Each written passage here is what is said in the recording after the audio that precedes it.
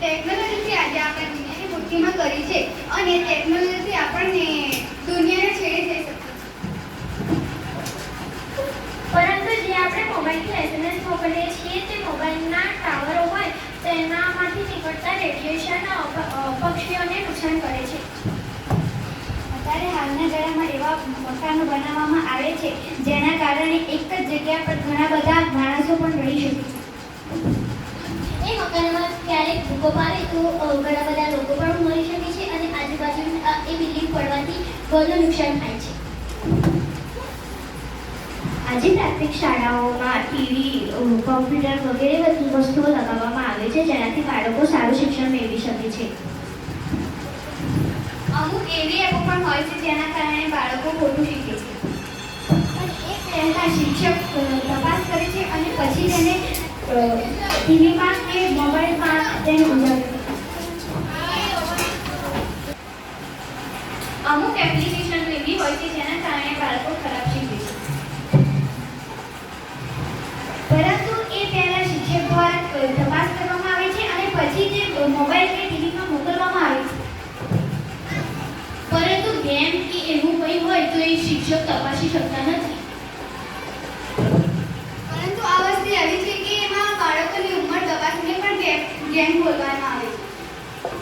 પણ આ એપોમાં બાળકો ગલત ઉંમર પણ નાખી શકે છે અથવા તો કોકની પણ ઉંમર નાખી શકે છે. પણ અમુક એપ્લિકેશનો એવી પણ હોય છે જેનાથી બાળકોને સારી અસર પણ થઈ છે. પરંતુ અમુક ગેમો જે બાળક ઘરે જઈને રમે છે તેનાથી ફોનની લત લાગે છે. દ્વારા કોઈ સ્થાને પહોંચી શકીએ છીએ. વાહન વ્યવહારમાં ધુમાડો થાય છે જે હવા પ્રદૂષણ કરે છે. પણ અત્યારે તો એવી ઇલેક્ટ્રોનિક અને સૂર્યપ્રકાશ જેવી વસ્તુ શોધવામાં આવી છે જેનાથી ધુમાડો પણ ઓછો થાય છે.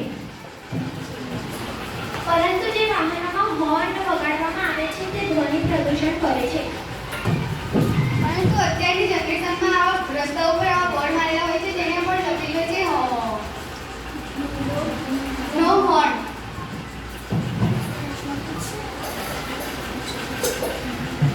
મોટી મોટી બિલ્ડિંગોમાં વધારે વ્યક્તિઓ હોય છે તેનાથી કુદરતી વાયુ ઓછો થયો છે.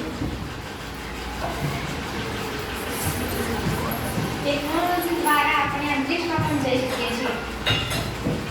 અંતરિક્ષમાં જે લોકો જાય છે તે કચરો કરે તો અંતરિક્ષમાં કચરો થાય છે.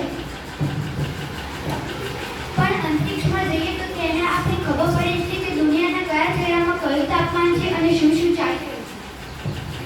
પણ અમુક જ વાહનો નીચે આવી શકે છે અને અમુક વાહનો એટલા જ હોય છે જેથી એટલો વધારે કચરો થાય છે અને અંતરિક્ષ પણ ખરાબ થાય છે.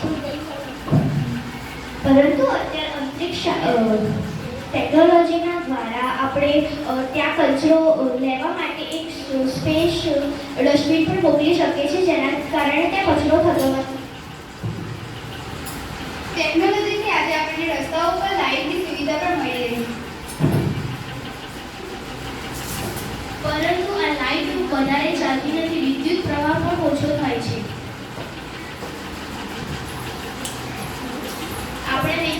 આપણે વિજ્ઞાન દ્વારા એવા રસ્તા પણ બનાવી શકીએ છીએ જ્યાં એક જગ્યાએથી બીજી જગ્યાએ પહોંચી શકીએ છીએ. બિલ્ડિંગોમાં કાચ નાખવામાં આવે છે. એ કાચથી પશુ પક્ષીઓને દેખાતું નથી તેથી તે મૃત્યુ પણ પામે છે. પણ તે જગ્યા પર એક જ જગ્યા પર ઘણા બધા માણસો પણ રહી શકે છે. પણ એ જગ્યા પર પક્ષીઓને ઘર તો નથી મળી શકતું ને. પણ આવી બિલ્ડિંગો બનાવવાથી બીજા ઝાડ તો નહીં કપાતા ને, ખાલી થોડા જ ઝાડ કપાવવામાં આવે છે ને એ જ જગ્યા પર બીજા બધા વધારે માણસ રહી શકે. પરંતુ તો જ્યાં ભૂકંપ આવી જાય તો તે બિલ્ડિંગ પડી જાય તો આજુબાજુની જગ્યા પર બહુ નુકસાન થાય છે. તેના માટે સિક્યોરિટી રાખેલી હોય છે. પણ ભૂકંપ આવે ત્યારે સિક્યોરિટી પણ શું કરી શકે છે? આ ટેકનોલોજીમાં આપણે બિલ્ડિંગોમાં આવા સેન્સર લગાવવામાં આવે છે જેનાથી આપણને ખબર પડી જાય છે કે હવે ભૂકંપ આવવાનો છે એટલે બધાને અલર્ટ કરવામાં આવે છે એટલે જેનાથી બધા બહાર જતા રહે.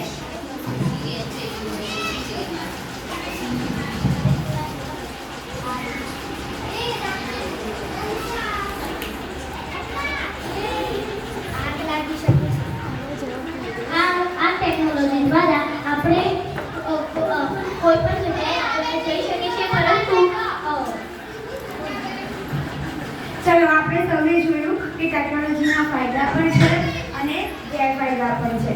આપણે સૌએ એના ફાયદાઓનો તો અનુભવ કર્યો છે પણ ગેરફાયદાનો પણ અનુભવ કર્યો છે. તો આપણે સૌ આપણા ઘરવાળાઓ, મમ્મી પપ્પા, ભાઈ બહેન, આજુબાજુવાળા સૌને આનાથી સચેત કરીએ અને એનો સારો ઉપયોગ આપણે કરીએ અને જ્યાં એનું નુકસાન થતું હોય એ અટકાવવામાં પણ મદદ કરીશું.